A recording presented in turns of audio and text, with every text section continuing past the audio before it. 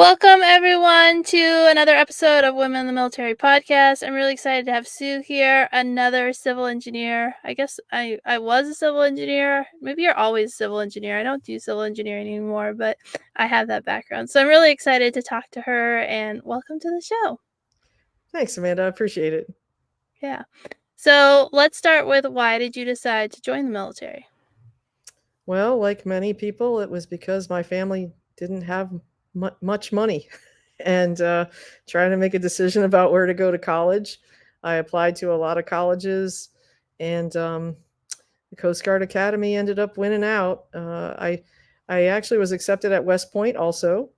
And so my decision kind of came down to going in the Army or going in the Coast Guard. And like all good 16-year-olds, maybe 17, trying to make a decision, I did it on the worst possible factors, which was what sport I wanted to play. We all have our reasons, right? I Yes, was thinking exactly. something really deep. I don't know why I thought a 17-year-old was going to go really deep, but I like it. And so Yes, the Coast Guard won. yeah, the Coast Guard won because they told me I could play more than one sport there, Division 3 versus Division 1, and I liked playing sports and having fun, and so I got to play a lot of sports there at the Coast Guard Academy. That's awesome. Did you have a lot of knowledge about the military before you joined? Not really. Not a big family history. I'll tell you who got me there was a high school guidance counselor. Um, he recommended I go to this summer program at West Point. So I went and did this summer thing. It's like 2 weeks long. I remember building an AM radio while I was there, really fun stuff. And um, I then came home and decided to apply to West Point. And my guidance counselor then said, when you apply to one, you should apply for two. And so the Coast Guard was the second one I ended up applying to, and that's where I ended up going. And what year was it when you applied to attend? Sorry. 1980, 1984. Just because, like, the academy's open in 1980, right? Oh, yeah. So the Coast Guard was the first one open to women, which I am always proud to talk about. And so I think the first class of women had just graduated before I started. So, yeah, Yeah. we had a little bit of a history at the Coast Guard Academy. Yeah. So there's a little bit of a history, but also like a big change. I mean, it wasn't as big as like being the first class, but still it's still pretty new and different, and I'm sure that the numbers were not very high of women total.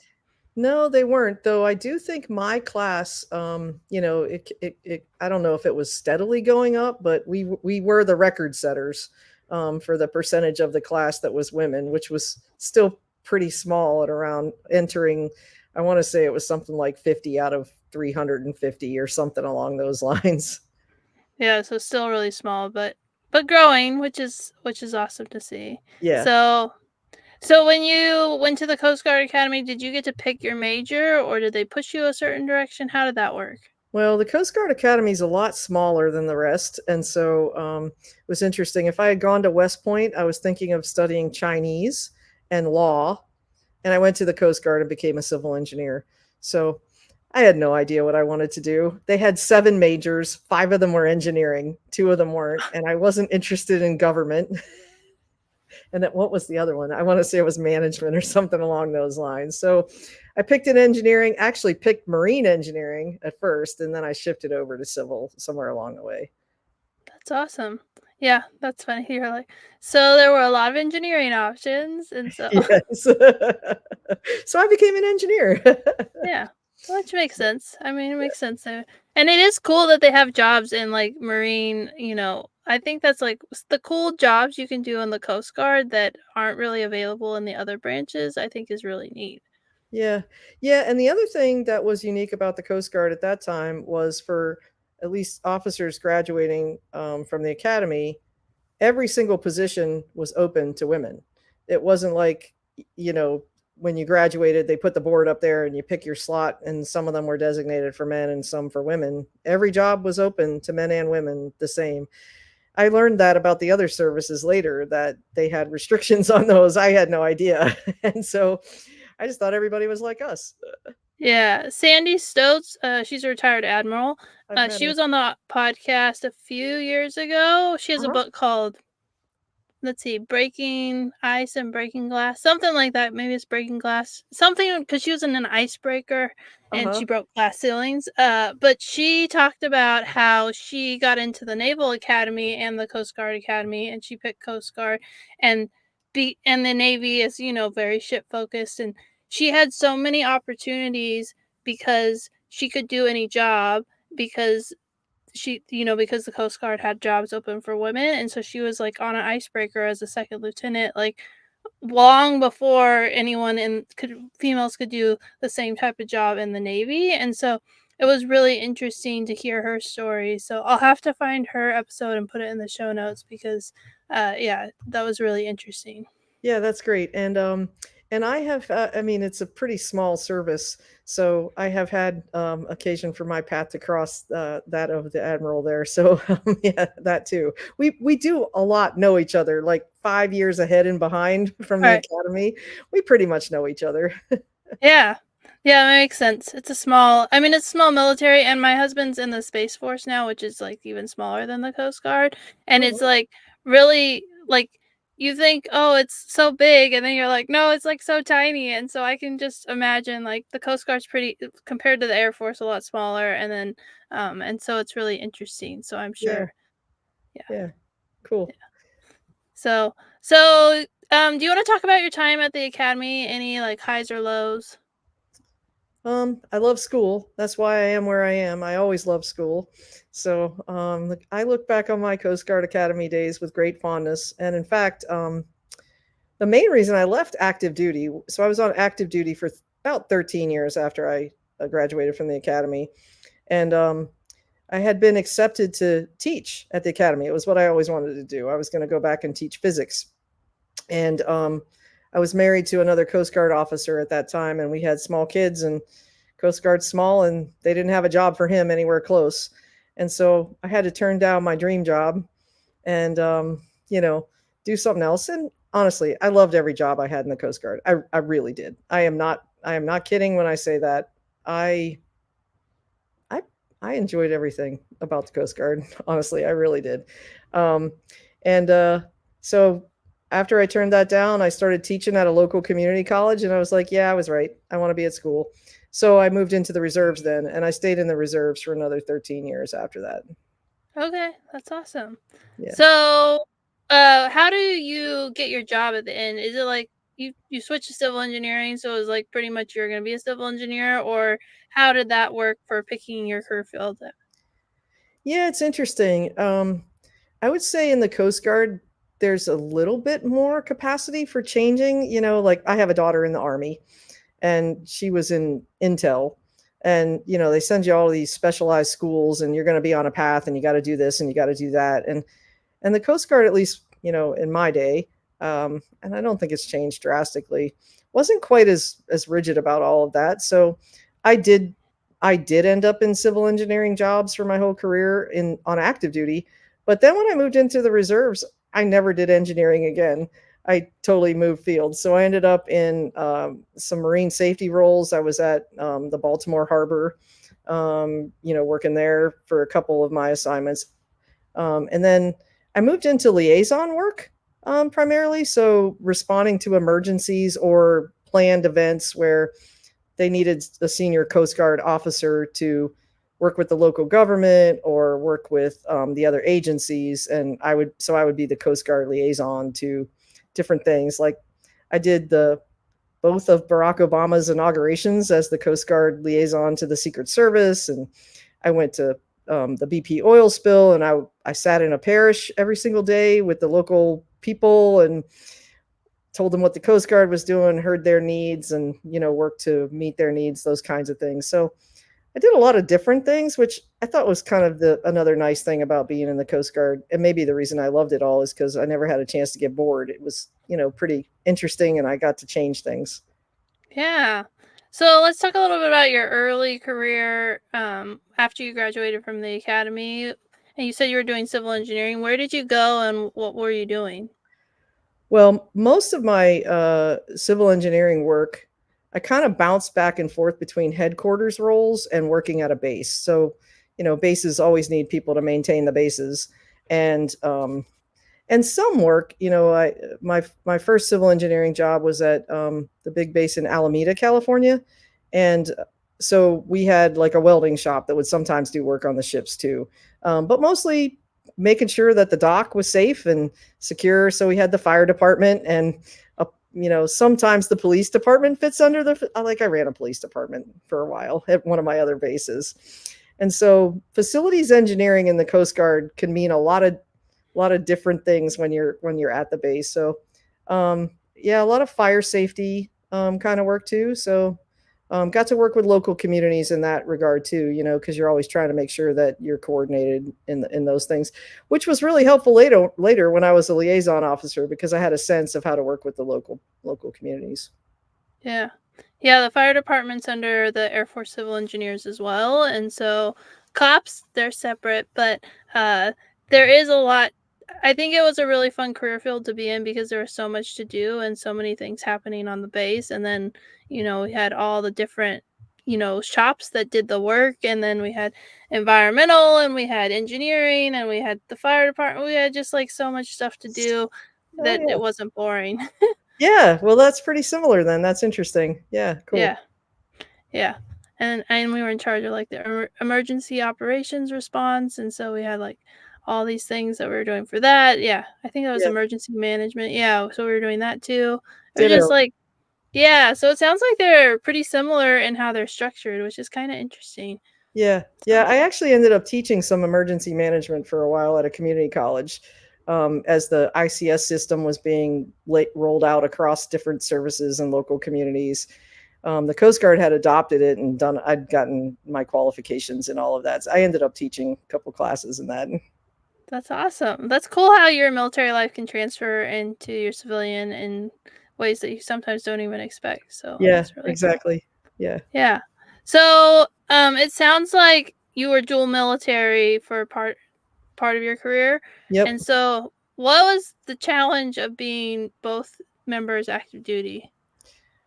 Well, I will say I think the Coast Guard has pretty good policies in this regard, and even though it's not a guarantee, they were pretty good about making sure that we could be assigned together. So that was good. Um, of course, sometimes that comes with compromise. I mean, it is small, and the higher you go in the ranks, the fewer jobs there are available. Period. And then you have to start to make choices. So I do think that for me, for us, we made some value choices about who would take the better gig when, and try to balance that out to advance both of our careers as best that we could. But overall, I would say the policies were pretty good. The Coast Guard had come out then with care for newborn children policies, also, and that's actually how I left the military. I It was basically like a 2-year sabbatical from the Coast Guard to take care of my kids and then make a choice. And I stayed in the reserves while I was doing that. And I like the reserves in my civilian life. So when that 2-year period was up, I said I'm just going to stay in reserve status, and that all worked out. So it was good.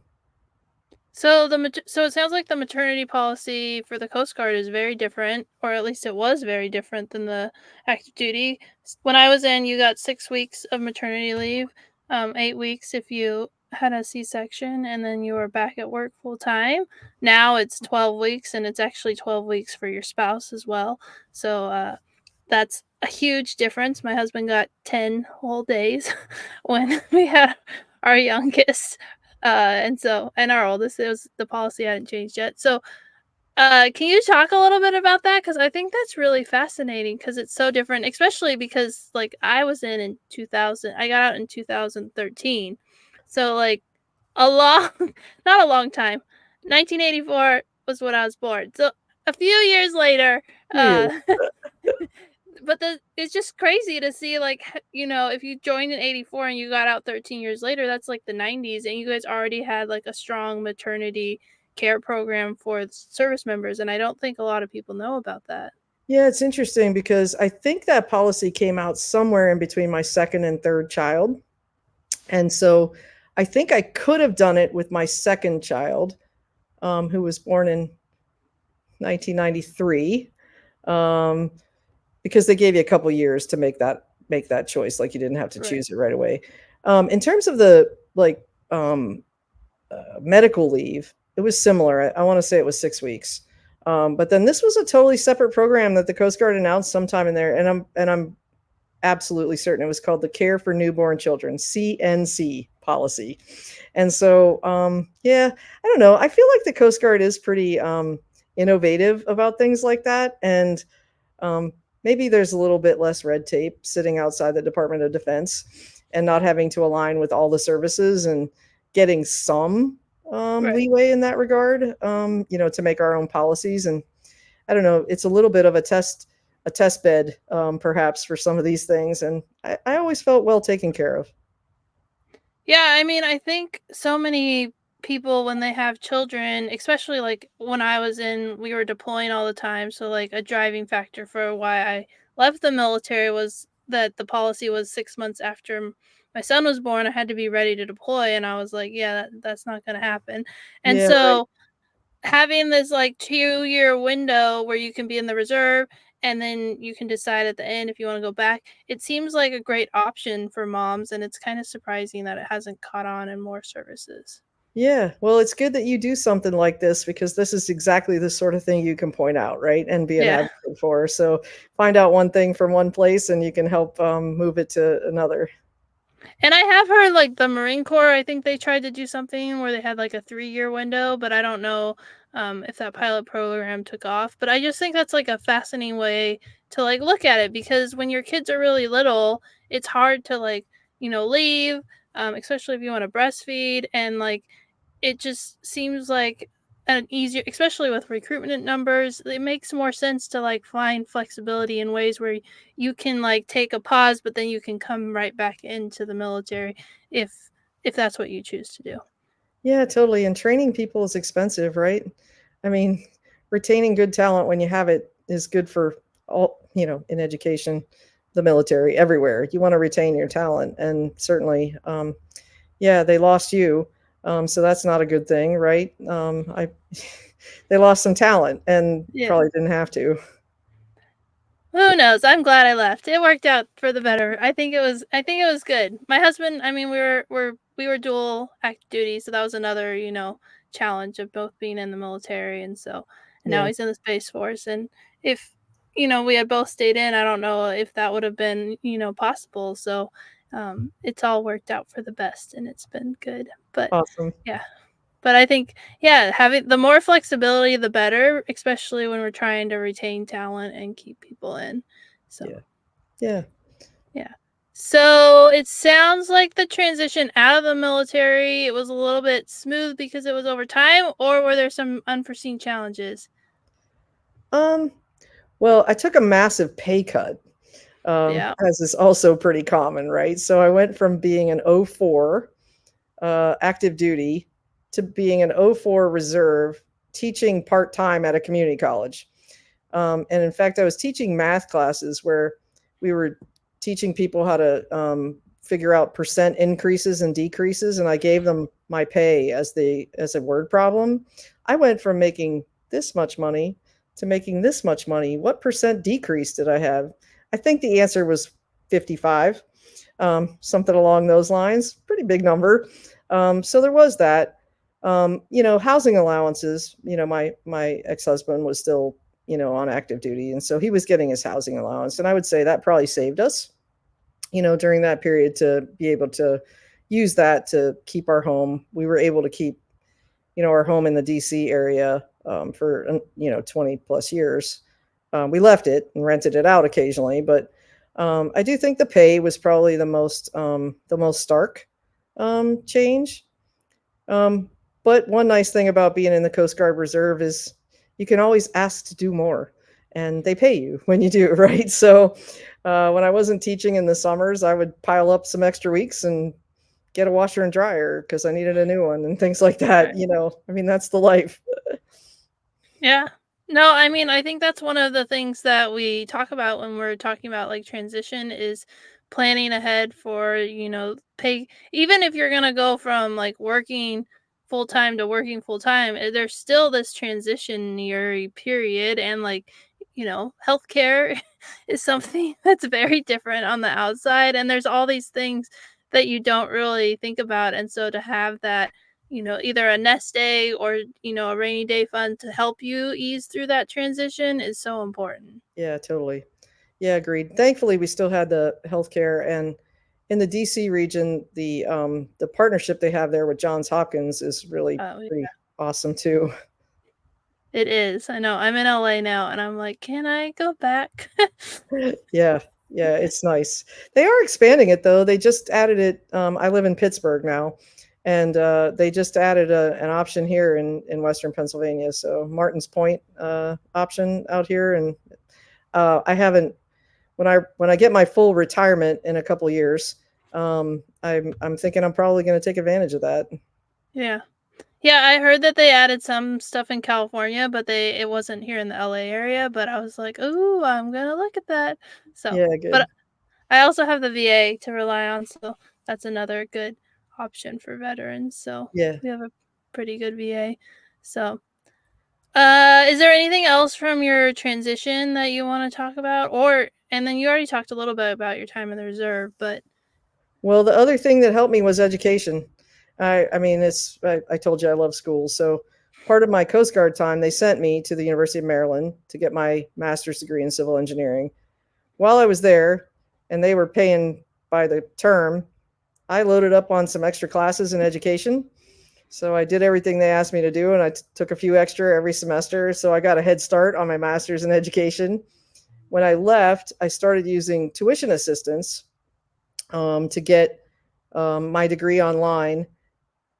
Again, going back to that 1984 thing, my very first distance education class was, I want to say it was the University of Northern Iowa.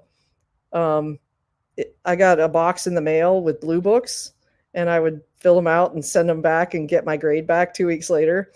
Eventually, I moved to the Graduate School of America, which became Capella University. And so I ended up finishing my master's in education there. I went on and did my PhD in instructional design there.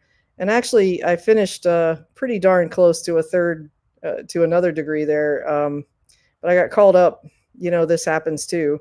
I was just about finished with my PhD in public safety leadership when I got called up to do the BP oil spill, and I never got that momentum back and never finished it. But do you really need two PhDs? No.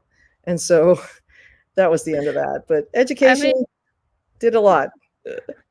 I mean, 1 is pretty impressive, 2 is, like, I think a little over the top, but if Yeah, you left school and you have the means to be able to do it, through the military support and, yeah, I have my GI Bill and my kids are finally getting old enough. My 8-year-old was like, "Why are you riding with me to school?" I was like, "Because you're 8." But right, they're, like, starting to get independent, and, I'm thinking of going back to school to use my GI Bill because I have it and I can use it to get a degree and get that housing allowance that they have, and so, yeah. that's how my daughter did it. She's using her GI Bill to get a master's in data science. She got out of the Army, but she has a disability rating and eligible and all of that. So she's after 10 years in the Army, she left that, and now she's doing grad school and using her GI Bill and getting the housing allowance so she doesn't have to drive herself crazy trying to do everything. I mean, it's a huge benefit to get that and not have to, pick up the extra work. Trying to fit in grad school while you're working is pretty hard, and so it's a benefit. I push people to use so much. Yeah. Yeah, I'm really grateful that it changed to I, like, barely made the cutoff of the date for it to be the forever GI Bill. Uh I, huh. like, every once in a while go into the VA website and be like, "Oh my goodness, yes, I did make it," because it's, like, I think I got out Yeah. 3 or 4 months right after the cutoff, and so, um, I'm able to use it. I'm able to take my time because if not, I would have already had to have started school, and I'm not really quite ready because my kids aren't quite to the age that but when they changed it to the forever, it just gave me the opportunity to use it within my lifestyle and not Yeah. have to force it in. So that's been really nice. Yeah, that's awesome. And I certainly took advantage of all of mine too. I do have a little bit of GI Bill left. Maybe I'll finish that other degree one day. Who knows? There's still time, right? That's right. So do you want to talk a little bit about the work that you're doing today? I know that's kind of a big jump, but I feel like that's where we should go. Yeah. Well, it's interesting because it's all sort of connected, you know? I love school. I'm moving around all the time.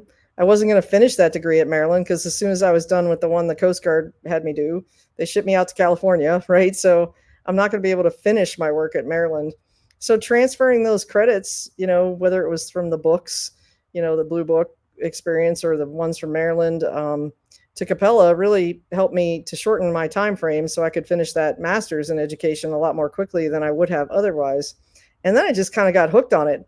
So when I went to do my PhD there, I decided to do it in instructional design for online learning because I wanted other people to have more of it and be good at it and expand all of that. So um, when I finished that, I started as an instructional designer at a community college, the instructional designer. There was one for the several hundred online classes that were meant to be offered there. And so I also got to see a lot of the disciplines and learn to work with different subject matter experts and all of that. And so from there, I advanced. One of the things about higher education is there's not a lot of really formal leadership programs to develop leaders for higher ed. Now, there are more of those now, community college leadership programs, et cetera. But again, this was, 20 ish years ago when, Right. I'm starting this career. And so there weren't a lot of programs in instructional design. There weren't a lot of programs in online learning, and there weren't a lot of programs in leading these things. And so I was able to advance, at the community college from part-time men's basketball coach, part-time faculty member to being the vice president of academic affairs and running the academic unit there in the 11 years that I was at that community college.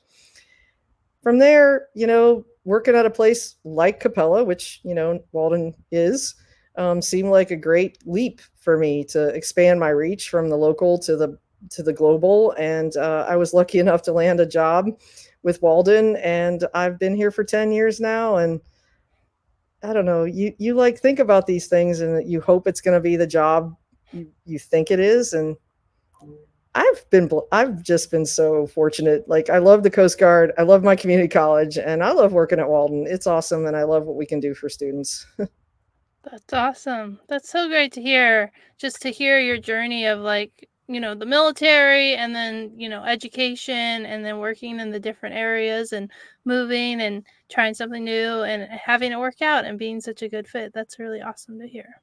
Yeah, it is. And I do think, I try to, I really do think this education benefit for military people. I mean, so many people join with that in mind and then they forget about it, like you Mhm. get caught up and it's like you forget that when you were 17, you did this because you wanted to go to college and now you're living this other life and it doesn't include that. And really, it is a huge benefit. Not just the education benefits, but the earnings value you get once you have your degree and the job opportunities that opens to you. I don't know. And so many schools now, like Walden and Capella and others, are so good at translating military experience into credit. Using ACE evaluations and those kinds of things. And the military does a good job of trying to encourage that and working with places like ACE. Mhm. So there's so many good opportunities to take what you did in the military and finish, but so few people do it. It's pretty amazing to me. I mean, when I was leading the troops, I was always like, go to school. Like, I'll bring the classes here. Go to school. Like, what do you need? I'll bring a math class here. Whatever it is, let's get you going because it's going to just change your life. Yeah. Yeah, I think it's so many people do join for the benefit of being able to go to college, and then I think it's then another reason to bring up the Forever GI Bill is like life happens, and then all of a sudden it was 10 years with the Montgomery GI Bill, and then the post 9/11 was 15 years, and like that goes by so fast, and so it's so nice that it's changed to forever because maybe at right when you get out of the military isn't the right time for you, and so it's better to wait a little, but then eventually get it done, and so I think it's great that they changed that because I definitely, I got out when my first son was born and then I had another baby and it was like not a good time to have to go to school, and so it's really interesting that they made that change and how it affects people. Yeah, the other thing that we see a lot is people who accumulate credits at different parts of their lives, and so they have an opportunity to. It's way more portable now than it ever was, especially with the online universities being what they are. I mean, part of the mission of the online universities is to be that place where you can bring your credits that come from here, there, and everywhere, and so many more places are accommodating that. So I do think that is an important part of the equation when you're trying to figure this all out is maybe you did do something right when you could, and then like for me, something got halted and you got called up to active duty and you were working enough hours in a day and there was no Right. homework to be had. And so just being able to get that transfer credit, I think that's an important aspect of it too. And I love that part then too about the clock, because so many students, either at the community college or at Walden, who I have seen come, it is sometimes yeah, I started 10 years ago, I started 15, and now I'm going to finish. And, um, you know, the online universities, I think, have really pushed that kind of experience for people to have available to them, not just for the military, but, other people. I mean, life hits people for other reasons too. And so I think it's been those couple, little innovations kind of going hand in hand, the availability of the internet and doing things like we're doing right now. People don't have to write in blue books anymore, and wait Right. 3 weeks for a grade and, and all of that. Changing the policies around, and just sort of adapting to what life throws at people. I think it's all come together in a really cool way. Yeah, that's really awesome. Yeah. Is there anything from your time in in the military or, the work you're doing today that we didn't cover that you want to throw in? Well, I would just offer this. I think military people are great education leaders.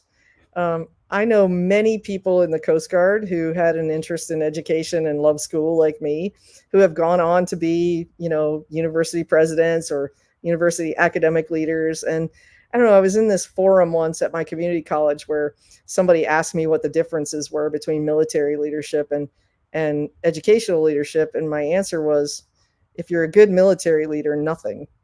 Because if you're a good military leader, you take care of your people. You don't worry about what's on the shoulders to Right. obtain influence. You do it, using the training that you were given and how to lead people effectively and, make the best decision, not waiting 6 years to make a decision, but making quick decisions because you have to. And academics can be slow. When you're at a big university, there's a lot of governance, there's a lot of process, and there's a lot of talking. And so having decisive leaders in education is really important. And I think it's been part of the reason I've been able to be successful at Walden, at my community college, is that, that leadership that you get in the military, it translates really well. And I think military leaders are really well positioned to be good educational leaders too, at least if they were good military leaders, which I'd like to think there's a lot of. Yeah. No, that made me think because I just took over a mom group and we have about 100 women, and I am relying so much on my military experience in leadership, especially in like making decisions because there are like so many decisions, and people are more vocal in the mom group about my choices that I'm making, unlike in the military where it's kinda like you just do whatever the leader says, so that's been an interesting dynamic, but you have to make decisions, and then you have to, like, know why you made the decision, and now I'm learning, know that not everyone will be happy, and that's okay, you just gotta push forward. That is true. You will never please everyone, and if that's your goal, you will always fail, and you're gonna compromise some things along the way that you probably shouldn't have, and so those are really important things too. Yeah, and the other thing about all of that too is I think that it gives you a sort of empathy for people's lives. Like, moving around is hard. Picking up your family and moving them is hard, and so, in your mom's group or when I'm talking to a student, I totally understand the things they're Right. going through because I've lived through them too, so I do think there's something to be said for the empathy that you gain through the experience because you've been there and you've done it and you can translate that for your faculty, your staff, but also for the students because they're going through it just like you. Yeah, that's such a great reminder. Well, this has been a great interview, but I always like to end with what advice would you give to a young woman considering joining the military? So, what would you say? Oh, I would say join the Coast Guard first. Um, do you get that all the time? Um, that kind So, of Air endorsement. Force. The Air Force. Yeah. Okay. Yeah, the Air Force would be my second choice, though I am completely not familiar with the Space Force, so you got to give that. But no, I do say go into it with eyes wide open. Do your research. You know, I did not, and it worked out. That's probably more luck than anything else. I would also say be prepared physically. I think a lot of what happens to people early on in their military, you know, mentally is because the physical nature of the work ends up taking a toll on you mentally. And it's a lot easier to train your body ahead of time than it is to train your mind for the experience. But if your body is stronger going in, then hopefully, you know, you can focus on training your mind for the experience that you have no idea about until you get there, right? And you can't train for that. So you That kind of is have to true. be there for that part. But if your body's strong, then your mind will follow. And that's also something I've taken with me, even in my education career, is keeping my body strong and being healthy like they teach you in the military. And I think it keeps my brain going so I can be good for people at work too. Yeah, I think that's such great advice. Yeah, I really struggled with boot camp on the mental aspect, but physically it was easy. So like only thing I had to focus on was the mental, and it was still really challenging, but it also made it so it was doable because I didn't have to worry about both sides of the challenge. So I think Exactly. that's great advice. So Awesome. thank you so much for being a guest. I'm really glad that you got to be on the show. Me too. This was fun. Thanks.